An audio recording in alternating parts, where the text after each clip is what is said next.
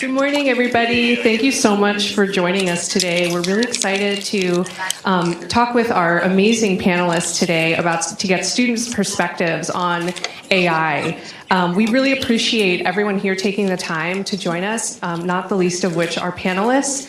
And my colleague Liz, who co-organized this panel with me, and to HILT for opening up this discussion and providing a forum for what we know is probably one of the most significant intellectual, ethical, and social topics of our moment. We really appreciate all of the offices across the university who inaugurated the process of centering student perspectives in these discussions, and we're just really excited to contribute to that today. I'm Christine Diaria. I'm an assistant director at the Learning Lab, which is housed inside of the Bach Center for Teaching and Learning. And I work especially closely with a group of graduate students called Media and Design Fellows, two of whom are on this panel. And we think a lot about how to kind of ethically and rigorously integrate different types of digital tools and technologies into the curriculum at Harvard. Liz, would you like to introduce yourself? Hi, everyone. My name is Liz Rao. I'm the Educational Programs Coordinator in our Harvard School of Public Health. I primarily work with our hybrid MPH and epidemiology program, which we have two of our amazing students on this panel as well. And I'm really excited to hear this conversation. So I know that we probably all have varying backgrounds with generative AI, which is specifically the AI technology that we're discussing today. So I just wanted to give a quick and by no means a comprehensive definition that can help guide our discussion about what generative AI is. So essentially, generative AI tools, they create responses to user prompts. So if anyone was in this morning's session with the demo, you saw how this takes place. But it can take a number of forms. Generative AI can generate text, visual, code, and so forth. And they survey existing data to generate these responses on the basis of kind of predicting the probability that, say, one phrase or term will appear next to another, right? That's how a large language model like ChatGPT functions. I'm especially interested to see what happens as different digital tools continue to integrate AI capacities. So we know that, for instance, the Adobe Suite, which Harvard College students have access to, is starting to roll out their own kind of generative AI fill features, for instance, in Photoshop, right? And so we're going to just see this become much more common. And we should keep in mind, too, in our discussion, I think we have some real experts on our panel who can speak to this concern about AI's potential to hallucinate, right? And so we're going to think about, like, what does it mean for these technologies to be used, and how is it shaping your lives? So without further ado, we can turn it over to Liz, who's going to get us started with some questions. And just so our panelists know, we're really excited to hear from all of you, and so we've kind of structured these questions to be big. I will try to ask some follow-up questions directed at undergrads and graduate students in various ways, but please take the discussion in whatever directions make sense to you. Great, thanks so much. I'm going to lead in with our first question, mainly directed at our undergraduate students first, and then Christine will follow up to ask for input from our graduate students. So how has generative AI impacted your learning experiences, academic performance, and your ability to engage with academic content? I'm Naomi. I'm a junior at Harvard College studying computer science. I'm in getting a bachelor's degree and also concurrent master's in computer science. In terms of how it's affected my personal learning experience, I suppose that I do sometimes use, like GPT-4 kind of as a TA. So I ask it, maybe I'm like doing a P set, a problem set, and I go through a question. And, GPT-4 can't really answer that question for me. It'll hallucinate, it'll make a bunch of mistakes. But if I go through it and I'm like, I forgot about this particular concept in linear algebra, I can have GPT-4 explain it to me. And not just explain it, I can also have it generate examples to check my understanding of that explanation, of that concept. Hi everyone, my name is Kamal. I am also a junior. I am from South Africa and Cameroon, and I study applied math, economics, and global health policy.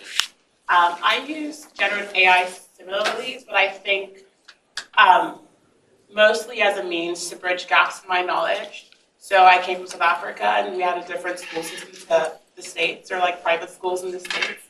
Everyone comes to Harvard with different levels, but going into applied math and many requirements and prerequisites that you may not do in time. So actually earlier this week, I had a problem set in my econometrics class for which the prerequisite I'm taking concurrently, and I didn't have the background knowledge to do some of the questions. And so for me to fill those gaps, like ChatGPT was a really good starting point to talk about like, what does this mean? How can I use that to do the work I'm supposed to do? Yeah, I can go next. So I'm at the law school, and I think I have a pretty similar experience. I think the way that these systems perform is very sensitive to the kind of prompts that you actually input into them. And I think that through using the systems relatively frequently, you get a much better sense of the kinds of things that they can answer well, and the kinds of things that, the kinds of areas in which they tend to hallucinate more. So what I might do is design a prompt that says, there's a concept that I'd like to understand better in the law, a concept that I know has been discussed using, on the internet very frequently, that is certainly in its training data. And I'll maybe ask it to explain it to me at 5 levels of difficulty. Explain it like I was a 5-year-old, explain it like I was a 10-year-old, explain it like I was a smart high schooler, a college student, and a PhD. And it'll give me quite good answers. And so I think for using it more often in general has given me a much better idea of where it fails. And I think broadly speaking, one of the important things that it's done is given me a pretty good sense that this technology is here to stay and will continue to be an extremely important part of all of our lives beyond even the educational context. Yeah, and what about from our other graduate students here? We could think about this in a number of different ways, but I'm curious to hear, because we've addressed this idea that ChatGPT or similar tools are almost functioning as TAs. How do graduate students see this shaping both their work as students, right, who are doing research in a particular field or learning a new kind of skill set as part of their doctoral work or their law school degree and so forth? And how do you see it in your roles in teaching undergraduates as well? Hi, everyone. I'm Siriana, she, hers pronoun. I'm a 5th-year PhD student in music here at Harvard. I have kind of 2 things I'd like to say on this. The first being in the way I personally use generative AI in my work. All right, so I study saloons in the American West in the 19th century, all right? You don't think AI fits there, But I'm also designing a digital exhibit and interactive experience as part of my dissertation work. And what I wanted to do is edit a supercut together of all of these old Western shows that show us the stereotype of the saloon girl, because a lot of my dissertation work is kind of talking about how that stereotype was formed and how the truth is actually a little bit different from that figure, right? Here's the thing, I actually don't study anything after 1910, right? So I am able to use generative AI as my own personal research assistant, which is really useful. Do I actually use ChatGPT to explain concepts to me, things like that? No, but I can say, can you find me 10 episodes of the TV show Bonanza that feature a saloon girl, and can you give me timestamps at which she appears on the screen? And it will pop out 10 episodes where Bonanza has a saloon girl. Here's the issue. Half of those will be hallucinated, and the plots will not be actual plots of the TV show Bonanza. But I also have to look at it this way. If I was a tenured professor, I would be able to hire an undergraduate research assistant to do that work for me, and I'd have to check their work anyway. So I feel like this is a part of having equity in the labor process that allows me to do things I wouldn't otherwise be able to do. In the same way, part of the coding responsibilities that I have now as I'm building this website are made much, much easier by the fact that I, with very, very limited JavaScript capabilities, can go to ChatGPT begging very nicely to please fix my broken code, and it can help me. Sometimes it makes mistakes in the code, and then I have to turn to an actual computer scientist like yourself to help me fix it, but it's expanded my capabilities. On the other hand, right, I do get anxious about my students maybe going to ChatGPT instead of me in office hours if they need me to explain to them the history of Mozart's Die Zauberflöte. If I was like, oh, I don't think that thing's gonna get it right. But I also feel like, as a teacher, Anna and I were actually having this discussion the other day as we were preparing for this panel. If our students aren't generating that natural curiosity about the thing it is we want them to learn, which for me in music studies is actually maybe questioning the way history has been written about music, And of course, ChatGPT pulls everything from the internet, 2021 previous, so it's pulling on that record of history. Then the question becomes more about how I teach. So if they can actually find the answers to the questions on ChatGPT, then maybe I need to question the way I'm teaching in class. I'm Anna. My pronouns are she, her. I'm a grad student in the Slavic department and a media design fellow. And I think what Siriana was saying about how it's challenged us as teachers is really important. So I started teaching as a language teacher, teaching English in Russia, teaching Russian here. And it's really helpful there. If you need to come up with 30 sentences that use the verb to go, that use these vocab words, like that would take me hours. And it also would be it could be, biased by what's on my mind. The examples could all go in one way and I might forget part of the sheet. And so for that kind of thing, it is kind of like what Siriana was saying about a research assistant. But even more importantly than that, I think now I'm teaching writing in Humanities 10 and having taught literature classes, thinking about why do we ask students not to use it in certain circumstances? If a course is to say, to come to us and say, I want to ban it completely, but I have no way of knowing if this is my student's writing. How did you get to that point, right? If we want them to be thinking through the process of writing and developing as a writer, I think that has to change how we talk about writing in the classroom. I personally, as a person, don't have a problem with my students going to it, but I think what Siriana was saying and about those, those moments of curiosity and about the classroom discussion, I don't think that can be replaced with the tools we have now. And I've also had really, really exciting conversations with students about how the process of writing is the process of thinking for them, as it is for me. And I think sort of showing up with this idea that you're all going to be cheating creates this kind of like, we're going to surveil you into learning. Whereas, I want to know your process. And if that process includes tools that I might not turn to, that's okay. But I think just like with learning a language, we can say, we don't want you to use Google Translate at first, because you don't know enough Russian to know when it's wrong. I think as if somebody in the humanities, it's important for me to think, what does that know enough in writing to know when it's giving you something different? What does that know enough in research to know when it's hallucinating? And I think that is a really big challenge in the humanities, but something I'm excited to keep thinking about. Thank you. I'm Juan Luis. I have a background in, I did a medical school, and then I did my Master of Public Health at the School of Public Health recently, and I graduated recently. So to add on what my colleagues have said, definitely using it to understand concepts has been very useful. Being able to ask it a question casually and then it responding, and then you can further tune the responses, like the colleague mentioned, having it explain it as if you're a 5-year-old. I typically use the abbreviation ELI5, and then the concept that I want to understand, so that the generative AI brings that response to a way of explaining that's much more casual, and sometimes has been much more helpful than a much more complicated explanation in some cases. And also, when it comes to practicing or studying information, you can ask it, generate 10 questions on this topic, and then it gives you this list, and then you can test or see if you understand the concepts. If you don't understand the question, you can then ask it further questions to get more explanation or more details on that question. So in that sense, I think it has been very useful, and it provides instant responses, instant feedback to your questions. Thanks. And my name is Rahul Bambari. I'm also a second-year student at the MPH in the MPH program studying epidemiology at the Chan School.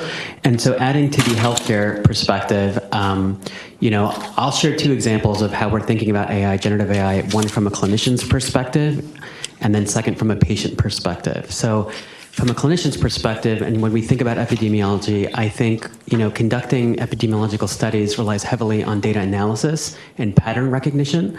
And really what's exciting is that we're at the forefront where healthcare innovation is meeting technology innovation. And as we think about AI and epidemiology, what's truly exciting is that you can apply AI to analyze diverse or unique data sets to uncover new patterns or correlations that were not previously identified with traditional data sets like clinical trials. And when I say unique data sets, I think what's exciting from an clinician's perspective is to look at unique data sets like wearables, technology devices, to really provide more insight into what that correlation with the disease could be. And this can help us provide a more accurate or a more holistic idea of what causes, some diseases, including rare diseases. So that's really to help advance research, applying AI.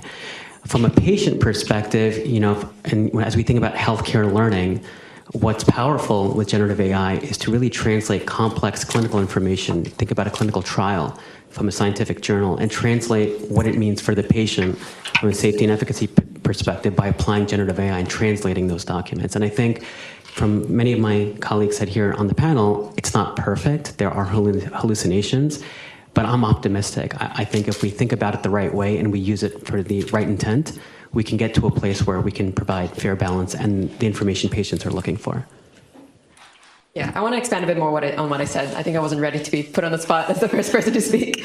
But to expand a bit on what others have said about using generative AI as a TA. I'm actually taking a class at MIT, a deep learning class. And it's interesting because the thing I understand is that Harvard and MIT have similar but slightly different policies about using generative AI. Both of them allow professors to choose how LLMs can be used in their classroom, how large language models can be used in their classroom, and they can either ban it, fully permit it, or have some kind of like mixed policy. But what I understand is that in Harvard, the default policy is that it's banned, and then professors specifically have to request it, have to say that it's not banned otherwise. But then in MIT, the default policy is fully permissive, that you can just use it, however you want, unless professor says otherwise. And in my MIT class, the professor specifically said that you should use it as you would use a TA. And I think that's a reasonable perspective. And then I guess expanding on what Siriana has said in terms of, maybe professors and other teachers should change the way they're teaching certain subjects. Well, yeah, it's like, I guess an analogy I might use is that imagine, calculators just came out and every student has a calculator at home and it's a super cheap calculator. But then teachers banned the use of calculators and then gave them every night for homework 10-digit multiplication problems. Like, yes, they're going to use the calculators even if you just tell them not to. But that doesn't mean math education is doomed. You just, you have to adapt to it. And I guess in this case, like Yusuf was saying, I think that, GPT-4 is here to stay. And then soon, maybe there'll be GPT-5 and GPT-6. And, if LLMs are currently at the level of, let's say, a mediocre Harvard student, which is extremely good, and maybe in a few years they'll be at the level of the best Harvard student. Then what happens? I don't know. I'm very confused and concerned. But yeah.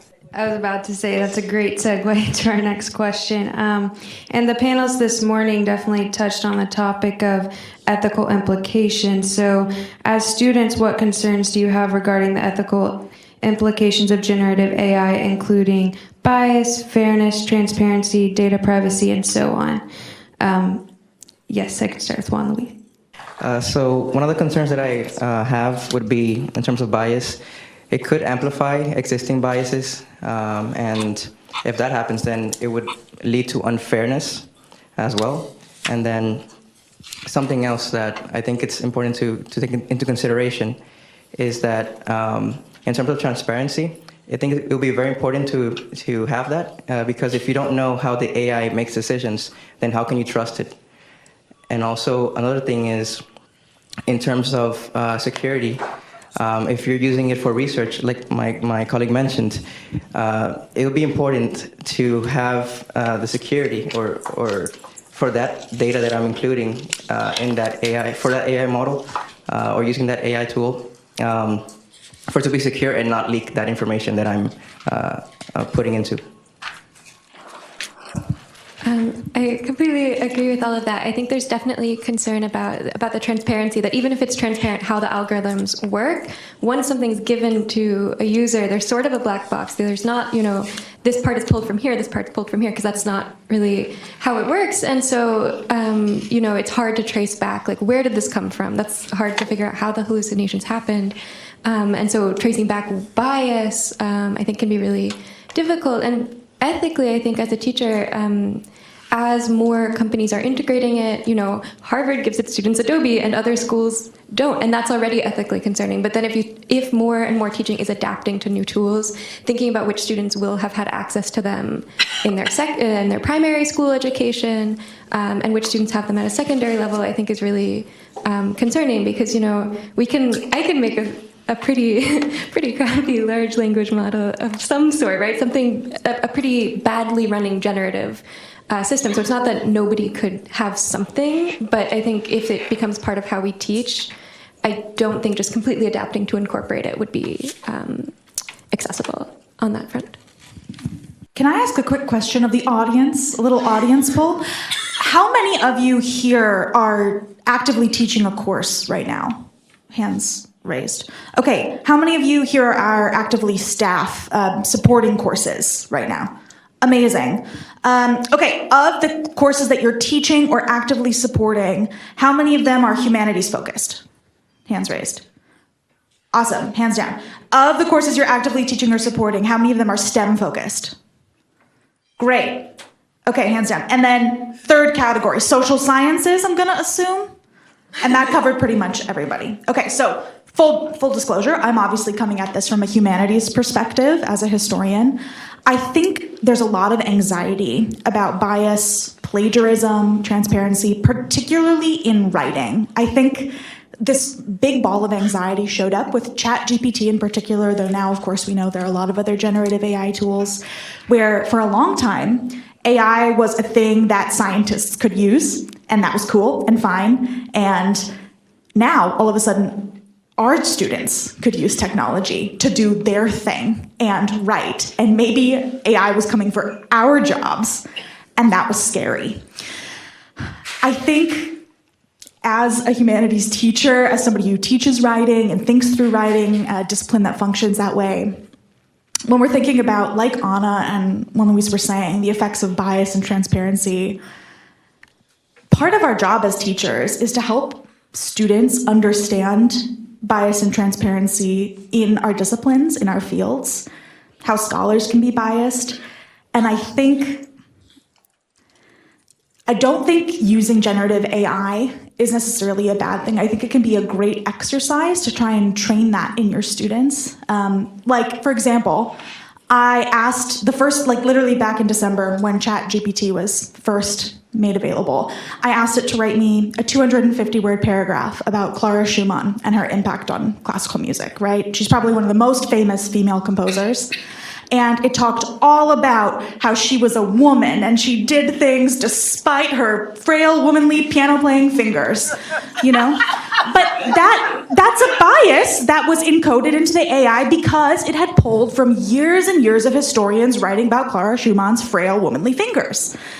However, if I showed that to a class, I could say, go generate 250 words about a composer and try and track down where this historical bias came from using the sources we've already read in our classroom. So acknowledging bias is something we should always be looking for. And there's definitely a risk by relying too heavily on an algorithm to give us unbiased information. We should always be making sure that we're trying to put forward the right foot. You know what I'm trying to say, right? All right, those are my 2 cents. I would just like to add to that. So I think the fear about AI being biased, I think it's valid, but we also have to realize that people are biased. And so no matter what you get, you're still going to have to interrogate what you're looking at. I think that's a good example. In one of my history of science classes, it's a study of health and migration. And so the question we're trying to answer is, what is hospitality? And so what we've incorporated is, after every concept, we ask ChatGPT, what it defines hospitality as. And we had an exercise in class on Wednesday of putting up ChatGPT's definition and trying to interrogate it and trying to question it and try to see where those biases come from and where we can correct them. So I do think that the humanities are really important, even as an applied math major. And side note, we should start encouraging people to take the humanities alongside STEM, because we need the tools to interrogate the things we're facing, because not everything can be taken at face value. So I think that generative AI is an important tool to incorporate to try and build these skills, to question that, yes, computers make mistakes because they're made by human beings, and that we need the tools to interrogate the things we're seeing.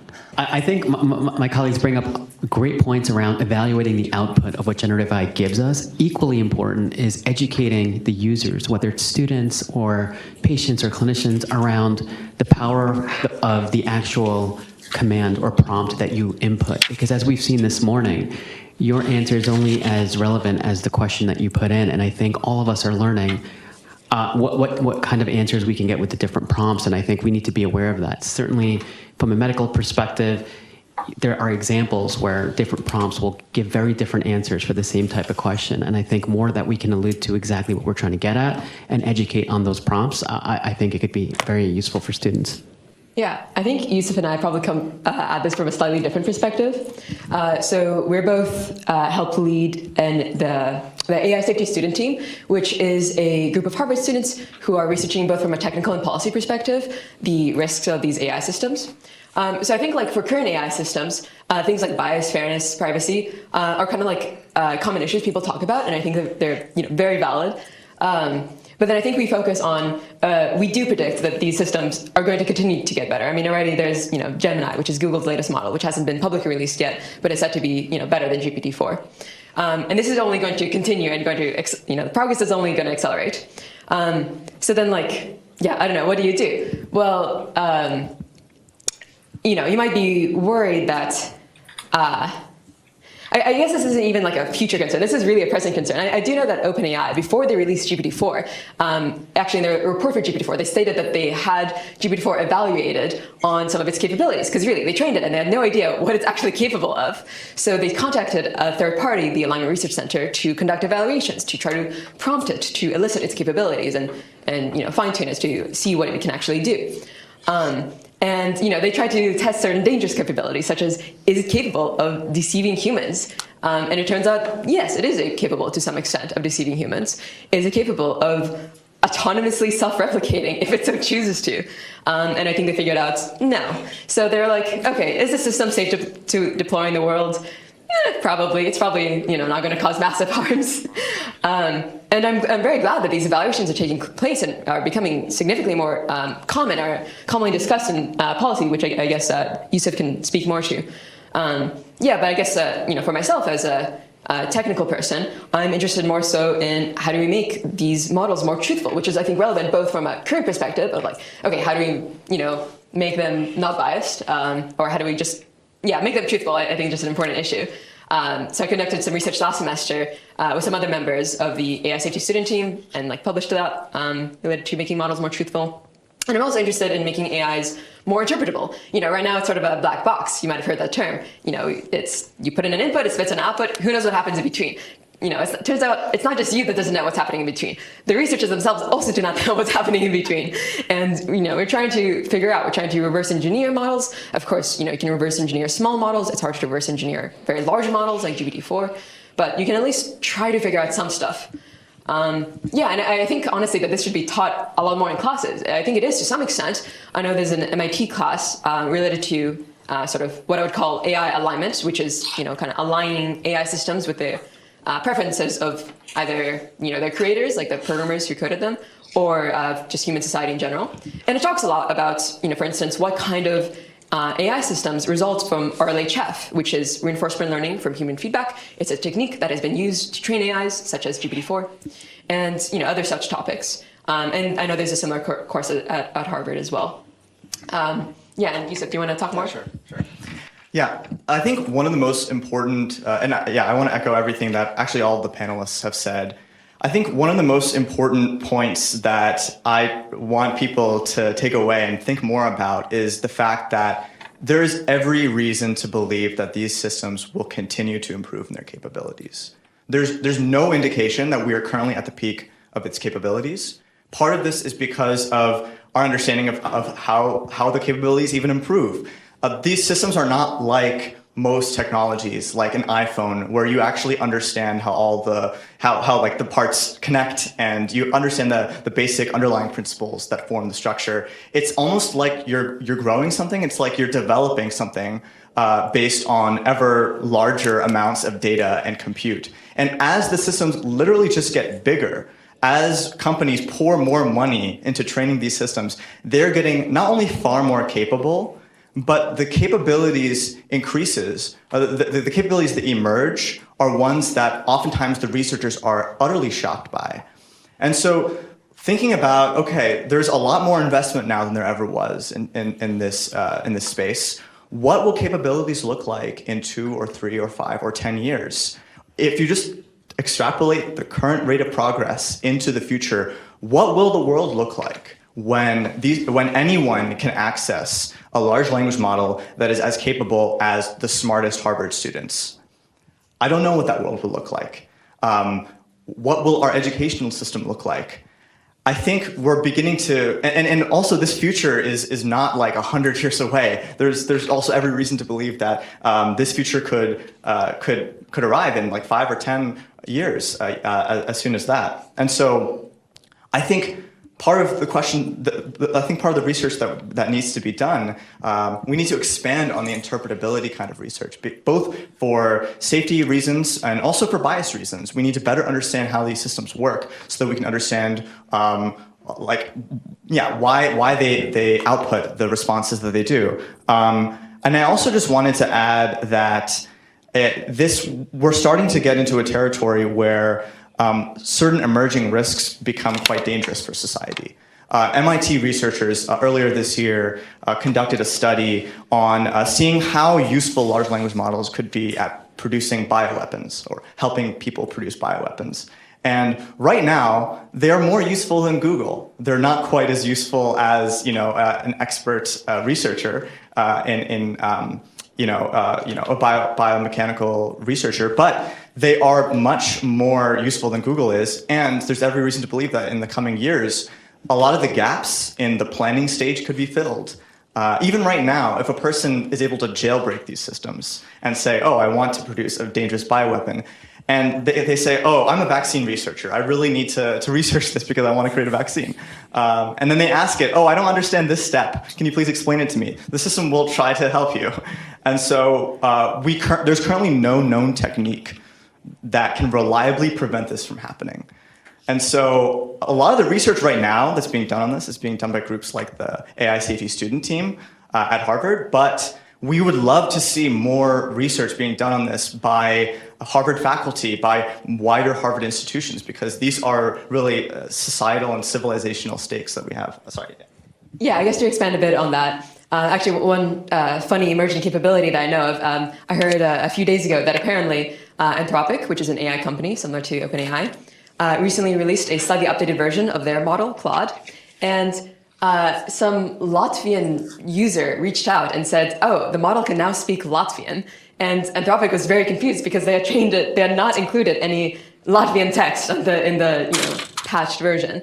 So yeah, these kind of emerging capabilities can significantly surprise users. I think I'd also want to say, kind of expanding on what you've said, that I think everyone has kind of a status quo bias to assume that things will remain the way that they always are, or if they're not aware of like what are the most recent capabilities of GPT-4, maybe the same as what's capabilities were a year ago. Like if you're not keeping up to date, and I think that everyone has this bias. I think that maybe students have a little bit less of this bias, just because we know that it's definitely going to impact our futures. And we have to adapt to it, so we're thinking about it. So I know a lot of students are thinking very seriously about these risks, and I would love to have more professors, and faculty think about these risks as well. And adding on to the example of bioweapons, I am very concerned about AI producing bioweapons in just the near future, in a few years down the line. I'm also quite concerned about AI kind of functioning as a very sophisticated computer worm that can just hack into these. Any system, and what kind of chaos that would cause. Yeah, so you two and a couple of other panelists too have gotten us kind of thinking in a similar term as our morning panel, which is this question of like actually using the tools to figure out like what they can do, right?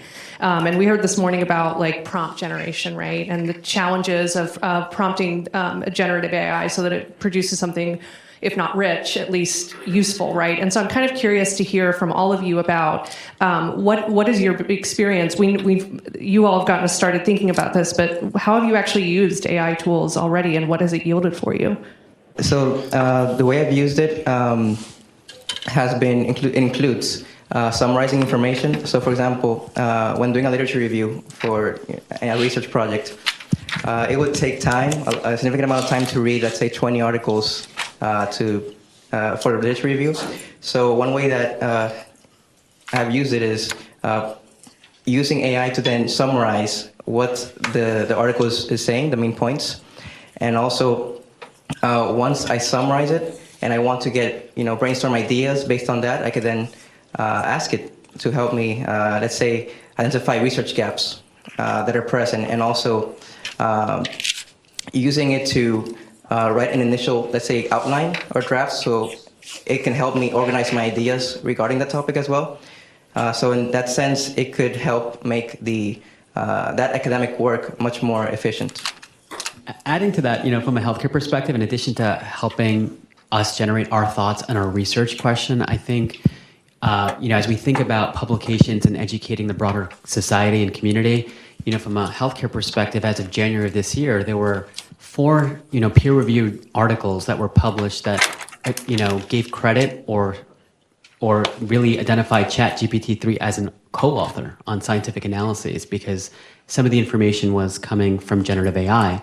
This is a huge, topic of debate, because for the reasons we talked about earlier for hallucinations, how do we ensure that the data that we're getting from generative AI is truthful, unbiased, or at least we can detect the source of where that information is coming from. And in healthcare, it's important because if we think about the hierarchy of evidence between a case report and a randomized controlled trial, the source is very critical. And I think as we move forward, we're not going to see less of this. We're going to see more of this. The question is, how do we do it the right way? And so it's an exciting time for sure. Okay, you've already heard from me once about how I use this for my saloon research, but don't worry, I have another story for you. So with Anna and Christine, I work as a media and design fellow at the Derek Bach Center for Teaching Pedagogy in the Learning Lab. And part of our role there is to help professors think about how to integrate digital technologies into their courses. One of the courses that we're supporting is a video games course. Naturally digital. One thing we're trying to build for them is an inventory of game mechanics. And I thought to myself, oh boy, if I have to come up with a list of every game mechanic ever put into a video game, I'm going to be here for hours. So I asked ChatGPT to make me a table of game mechanics and give me a list of games and spots in those games where I could get a good screen capture to create a GIF of what that game mechanic is. Like, give me a quest point, give me something like that. And it was able to pop out in, I'm not even kidding you, less than maybe 10 seconds, a fully populated table with citations of games where these game mechanics could be. And then we can feed that into our Airtable system, and then we can populate an entire website in a total of 10 minutes, right? So this makes a massive resource for a course that we want to support really, really quickly. That's awesome. And very nice, because I don't have to do all of that work myself. I do have to play the games myself to get those screen grabs. Rats. But I actually do think AI will get there really quickly. And there are, AIs that generate images, and our experts can probably answer this, but I feel like I heard somewhere that ChatGPT will be able to generate images shortly, soon. Yeah, they got that. So, yeah, it's already moving so fast. But something else I thought you might like to know as people who support courses and who teach courses is the way that I think about teaching people how to use AI. At the Bach Center, we think about multimodal assignments. There are things that people are already comfortable with when it comes to multimodal assignments. I will tell you, by far the most popular is the podcast. Academics love a podcast. It is the safest thing next to a written paper because you can ask your students to turn in a podcast script. But there's something really beautiful about podcasting too. When you're asking students to create an oral medium, you're asking them to do some sound editing work. What you want them to convey is ideas in sound without having an audience be able to look at the written word and still get something across. That's something that ChatGPT can't necessarily do for you. But, and this isn't necessarily generative AI, sorry, Christina Liz, but there are AI tools that can edit sound for you. There are AI tools that can help you fade your audio. There are AI tools that can provide a good music bed for you. And if the goal of your multimodal assignment is not to teach students the technology, but to teach students the form of a multimodal assignment and what that can offer outside of academic writing, now we're actually leveling the playing field. We're saying you don't actually have to be an expert at 17 different technologies in order to produce something that's really high quality. So I think that those can be some useful ways that AI can shape students' futures. Particularly if we, like you were saying earlier, there's not a school-wide ban, AI bad, AI expansive, and we can do interesting things with it.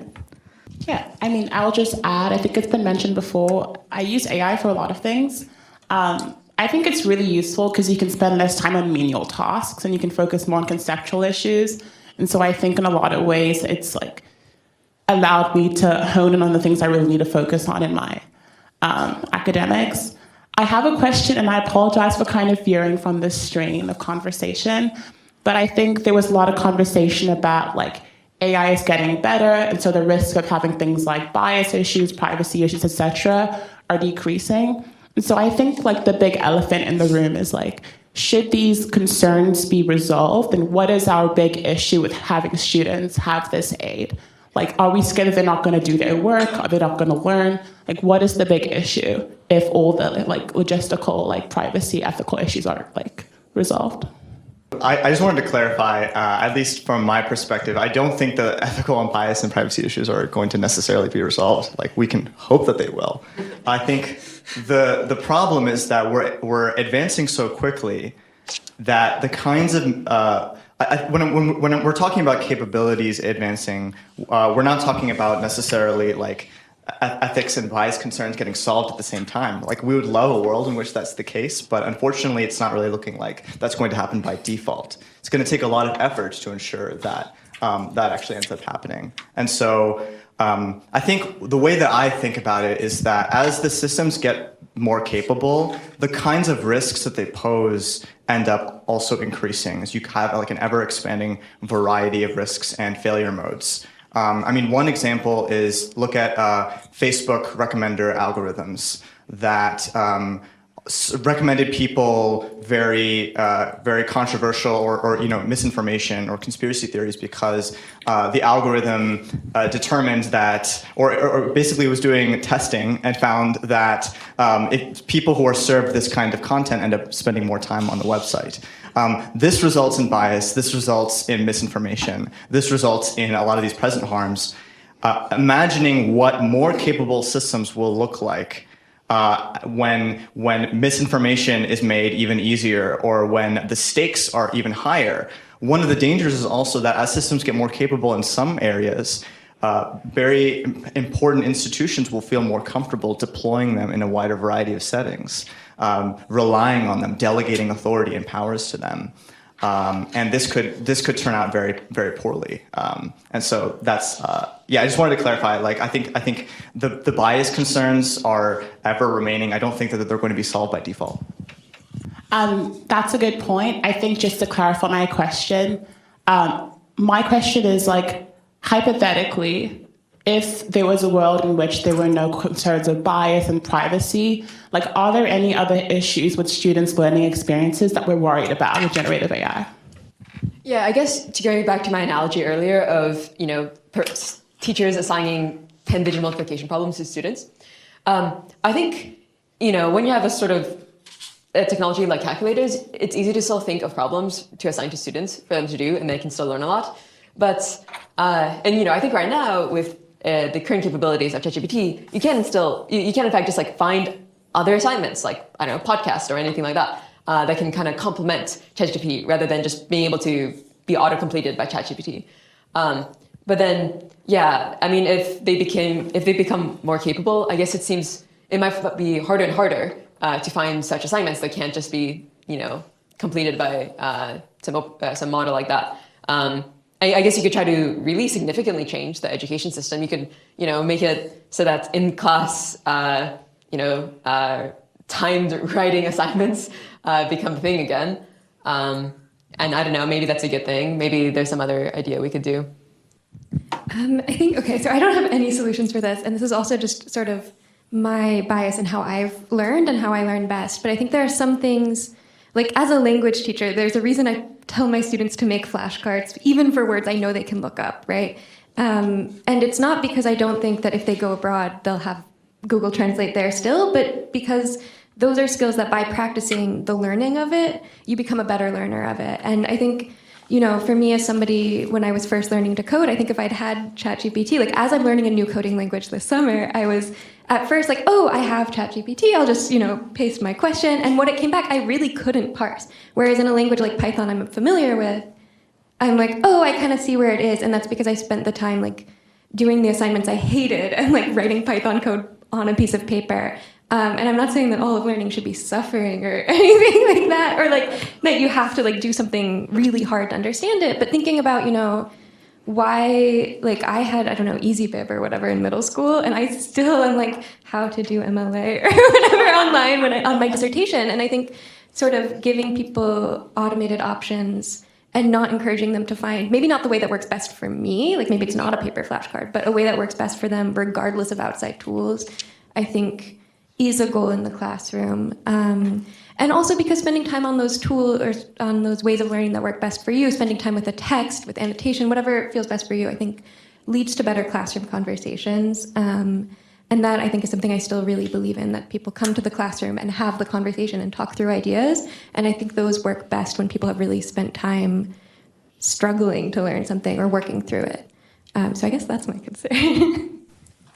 Just to add to those comments, when you mentioned the aspect of the flashcards, it also brought a memory. Sometimes I do use it to, let's say, list keywords or key points, and then I use that as a reference.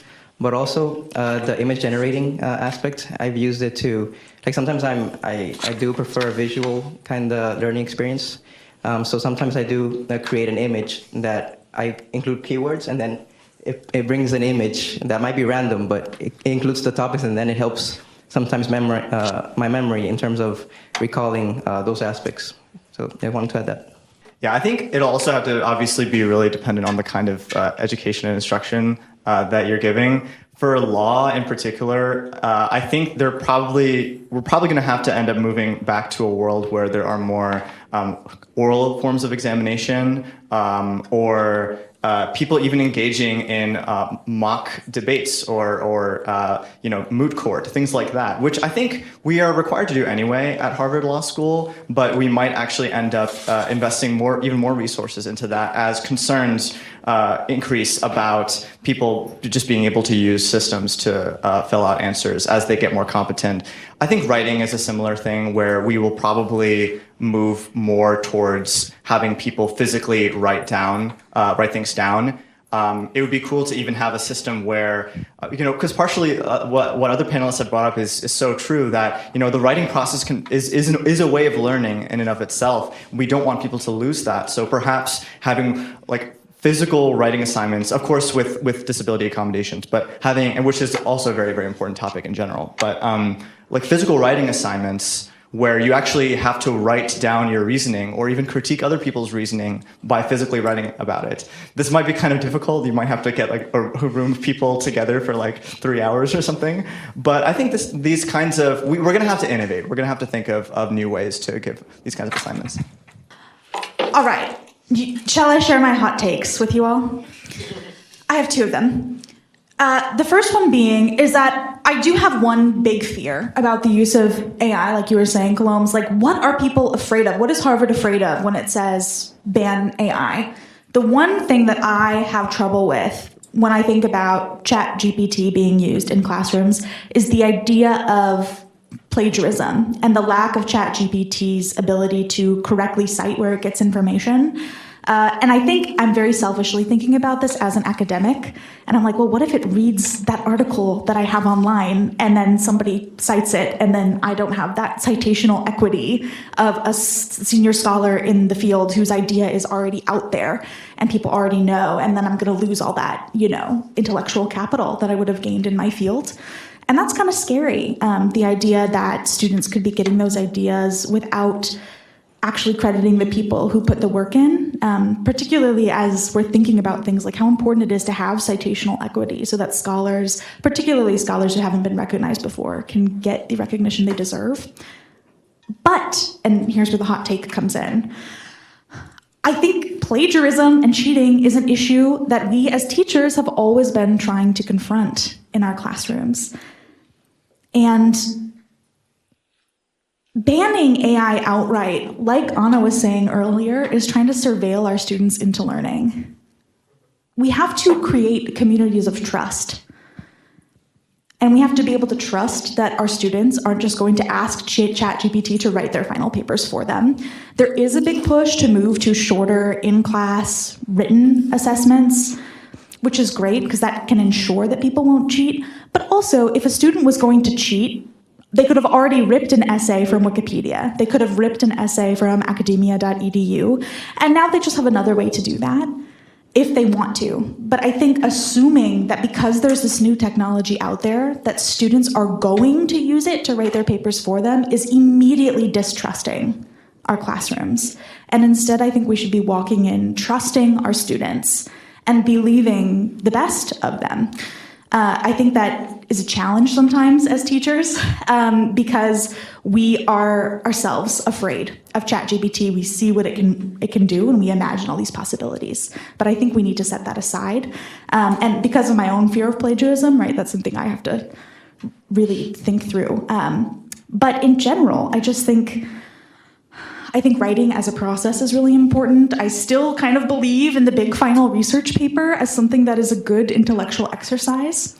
But, and here's my second hot take of the day for you all, I think this is another really great time to add in more multimodal assignments to the curriculum and start to gently steer our disciplines away from academic writing in general. The world does not read as much as it used to, point blank period. Academics read. We all have to read. It's built into us.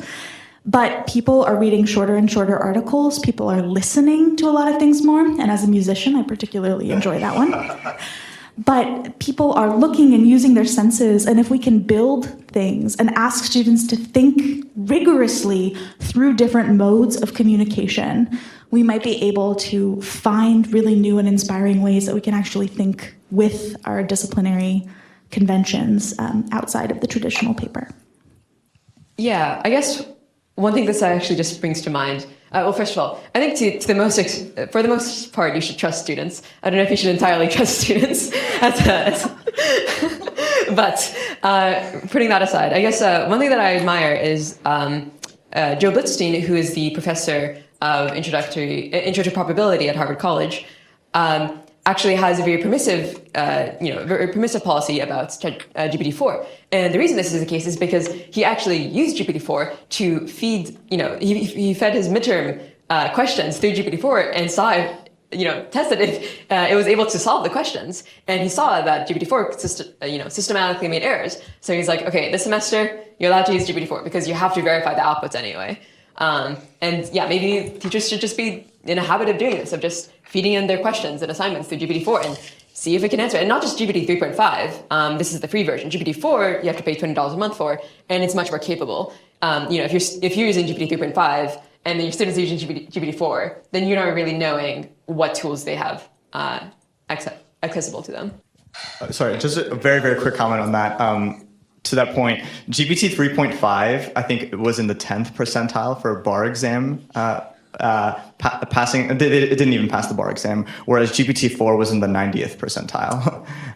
And so just extrapolate that progress forward. I think we have to trust but verify it in some way. Thank you all so much. We wanted to use our last few minutes to open up to questions from the audience. And again, we all have many of them, so this is amazing. I think we might only have a couple of working mics, but... Hi, thank you for this conversation. I'm curious, you all have alluded to the fact that the outside world is going to change quite a bit as well. Jobs and the future of work could change quite a bit. Do you yourselves have anxiety about what is being taught in the curriculum, or are you hearing that from students? As in, there's been a lot of conversation of how it's used, how it's taught, but what we're teaching, how that might have to change. Are you hearing conversation or personally reflecting on that? Yeah, I mean, so a few years ago, I was interested in going to software engineering, right? I'm a CS student. And it's quite funny to just hear some of my friends interested in software engineering kind of half joking about their jobs being automated away, which is, software engineering is not any easy skill. And I don't really know how to respond to that. I'm, now interested in like aligning AI systems, which will hopefully stay relevant for some time. So I'm not afraid of that being automated. Actually, I would like it to be automated, if anything. I would like to have automated alignment research. That's great. Like OpenAI is doing some of that. I think it's really, really interesting. I don't know. I'll just say very briefly, when I came into law school as a first year, I was pretty worried about the fact that nobody was talking about large language models. Basically nobody was talking about them outside of a few people at the Berkman Klein Center, but none of the legal research and writing, fellows were talking about them. Our professors were not really talking about them. And I was just thinking, what is going on? I think when ChatGPT came out, of course, things changed. I think I am quite concerned. My career path is going to be in AI policy and regulation. So again, hopefully one of those things that we wouldn't want to just delegate into an AI. But if you're just trying to be a lawyer planning on working at a big law firm, I'm pretty concerned about your job if you're not actually thinking about how to use these tools, because it's going to end up being a competition between people who know how to use these tools and people who don't. Another perspective, and to build on what has been said, I think also, aside from worry, but also I think there's excitement in terms of the possibilities in terms of career, because now, for example, I have a background in public health and medicine, but if I have a question on another field, I can ask it and then use that knowledge to help make something more efficient in my day-to-day work. So I think it allows increased capacities that you can, in an instant, learn about a new thing from another field, and then use it to your advantage. And that also fosters creativity, and also brings solutions that already work in another field, and then you can then consider, hey, if it works here in this context, maybe what if we think about it in this context? So I think that also is something that I would consider as well.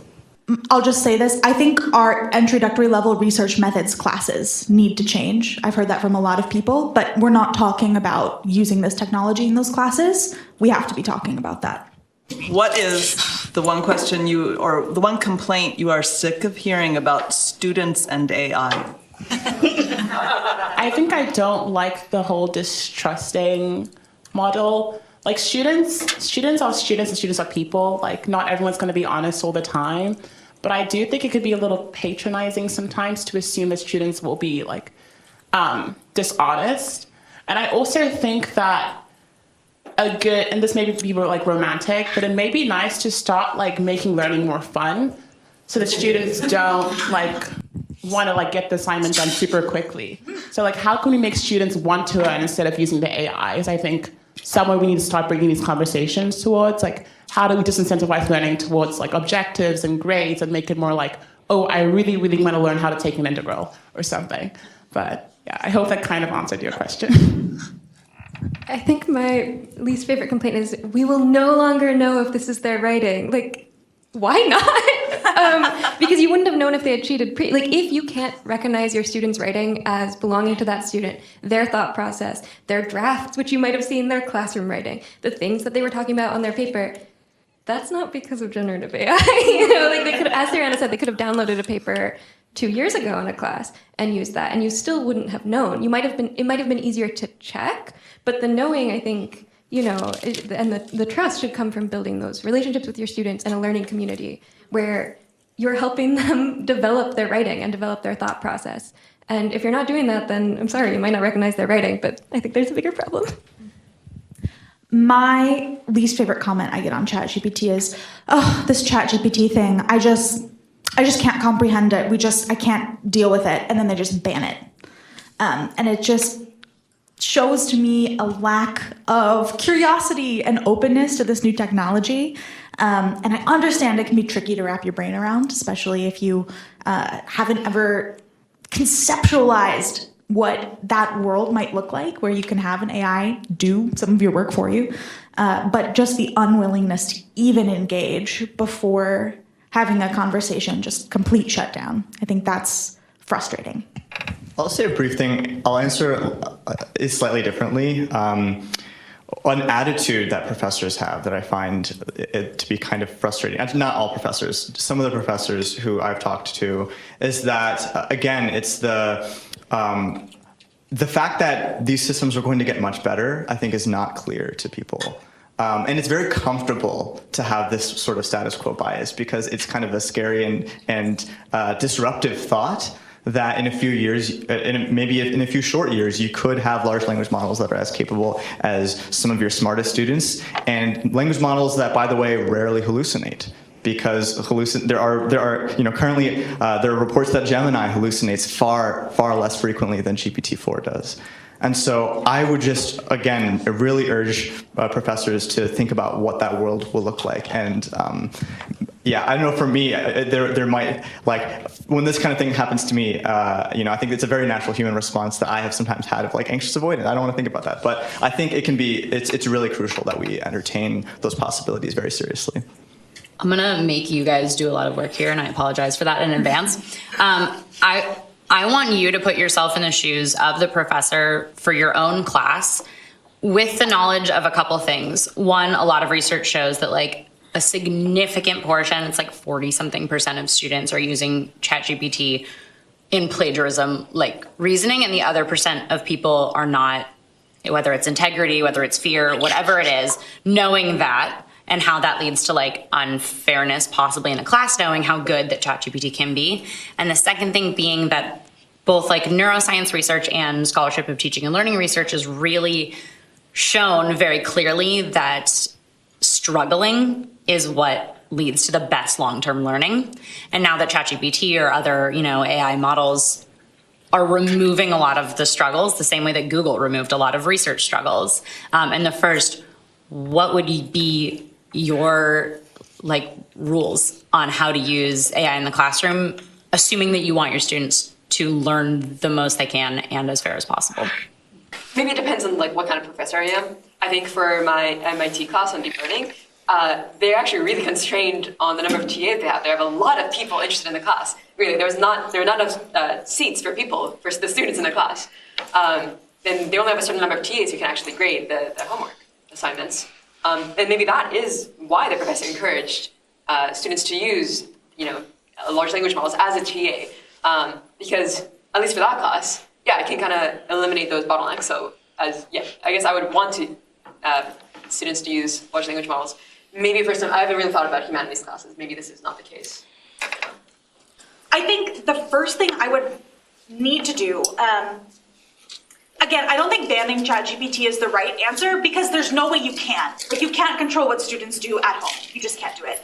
But acknowledging that maybe some students are using it and some won't, and that creates equity disparity in the classroom is important to acknowledge. So that I think that makes your in-class time all the more valuable. And then that puts the onus on me as a teacher to make sure that that struggle, which in a good way, is happening while I'm teaching.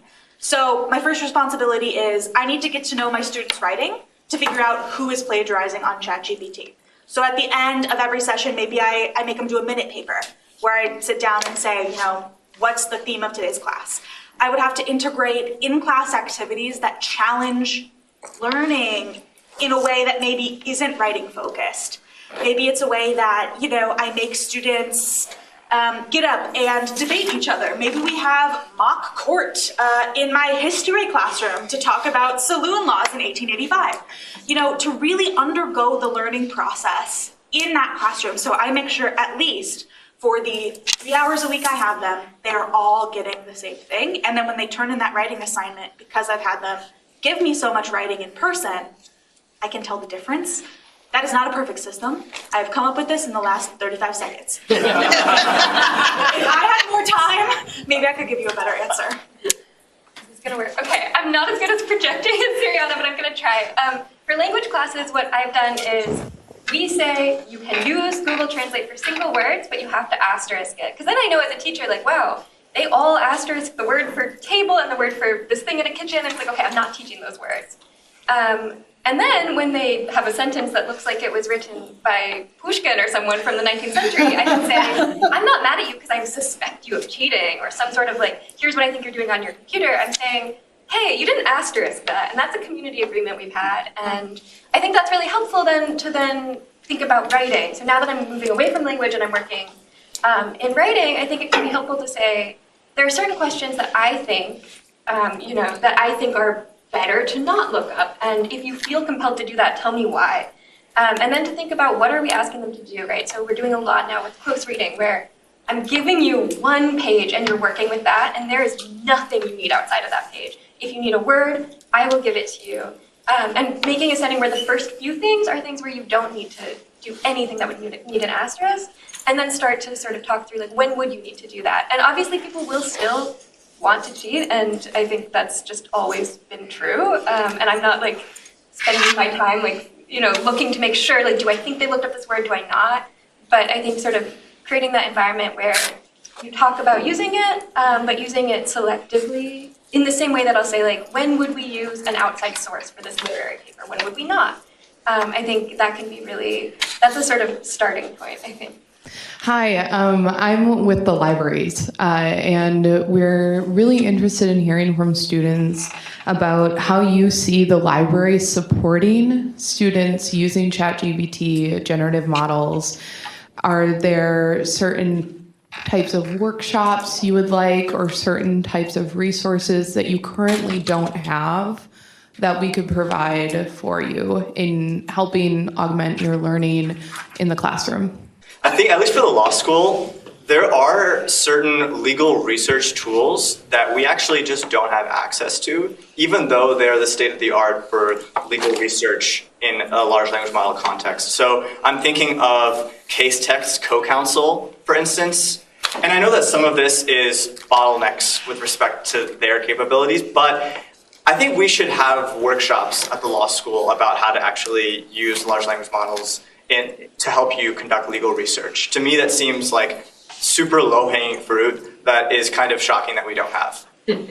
I would love to see AI workshops on tools outside of ChatGPT. Like, how can we use Explain Paper, which is one of those services where you can upload PDFs and then say, tell it to me like I'm a fifth grader, and then change the level. But if you could, really understand some of those softwares and offer workshops. And then secondly, does the library offer laptops for checkout? Yes. Amazing. For how long? Shorter. 24-hour deals? Yeah, I think it's shorter than, most of them are 3 hours. We had trouble getting them back if we let them go for longer. See, and I see that can be an issue, but I also think if we're talking about issues of access in AI, absolutely, or like having a dedicated like AI ChatGPT lab, which is a space where we can make sure that students all have access to the same level of computing power so that they can do that type of thing. One thing I'd like to add, so first of all, multiple of my first years this year asked me if they could check out books at Lamont, so I don't know if there's some point in orientation where we can talk through what the library does.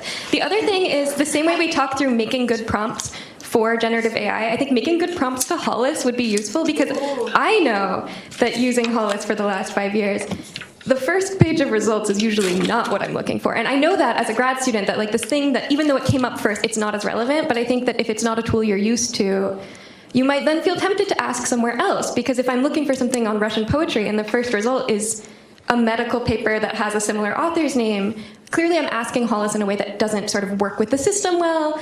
And so maybe helping students figure out, like, okay, this is a tool that we recommend you use, and here's how. Or if we're saying this is just not giving the results you want, where else could you look, and then put those names into Hollis or use the request from library button. So I think that's not really on AI, but I think would work alongside it. So I think we're actually out of time, unfortunately, but